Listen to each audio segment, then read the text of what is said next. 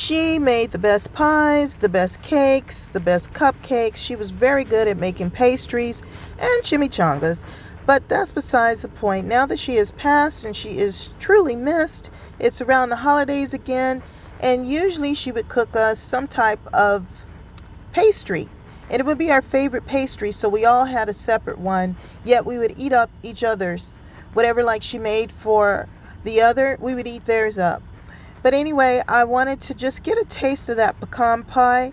And as I always give that gratitude and grateful for having someone that knew how to cook, because I can really tell the difference with foods that you buy off a shelf versus foods that you make at home, and those fresh ingredients that you use.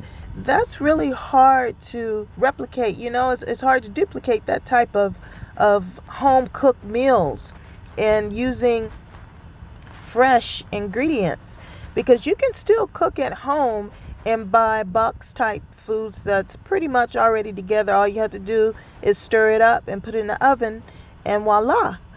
However, I just wanted that taste of the pecan pie, and I thought about how great my mother used to make them. Even when she said, "Oh, I think I messed this one up," she knew it was good. She knew we couldn't find nowhere near our town that could top what she was making.